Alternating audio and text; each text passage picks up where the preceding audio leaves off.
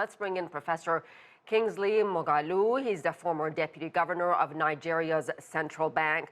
Professor, Niger and Gabon, and then Mali and Burkina Faso in recent years, and they all have one thing in common.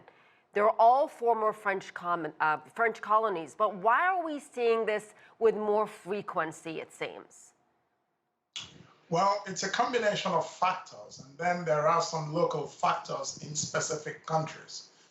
But broadly, I think there is a lot of resentment in many of these countries in Africa against France and the legacy regimes in those countries that have been supported by France. This is the same in Niger, it's the same in Gabon, and also in Mali and in Burkina Faso. So that is one major reason. There is another reason, which is ethnic politics, which is also some of the things we've seen in Niger, where there were concerns about the ethnic identity of President Bazoum, who comes from the Arab minority, whereas most of the population is Hausa, and most of the armed forces in Niger are Hausa. There is also a feeling that, especially in the Sahel, and Gabon is not part of the Sahel, but there is a feeling that many of the regimes have not been effective in fighting terrorism.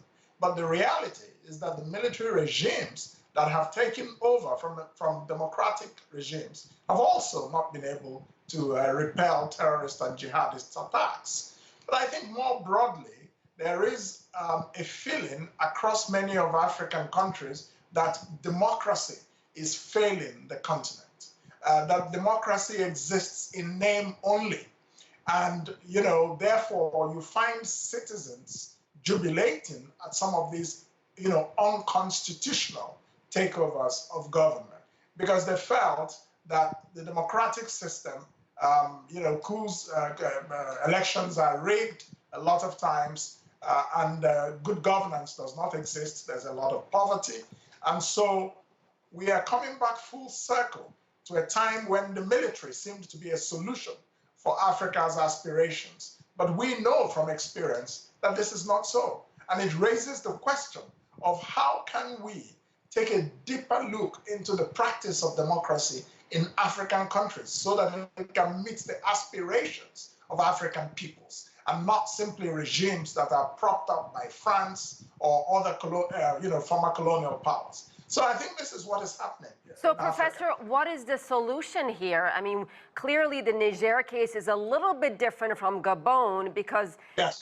In Gabon, the ousted president, Bongo, had faced accusations of election fraud and corruption. But in Niger, this was a president, from what I understand, who was democratically elected and had public support. Similarities, but also differences. The military junta in Niger is not giving in and not reinstating the president. They're not afraid of military intervention. In Gabon, the president has asked his supporters, President Bongo, for them to make noise. Where are we going on from this point forward? What are the solutions? I think that many African leaders, already, many of them have reshuffled their military commands and security apparatus, because quite clearly there is a fear in many African countries now that these coups are becoming, an increasing probability, and so they must guard against it. So first of all, there are internal security measures that many African states have to take. The second is that they have to address the sources of popular discontent very quickly in order to neutralize the possibility of further military interventions in the continent. Third, ECOWAS, the regional bodies such as ECOWAS and the African Union have to be a lot more muscular and united in their response to military takeovers. In Niger, for example, the regime there has said they want to stay for 3 years, but ECOWAS has just offered them 9 months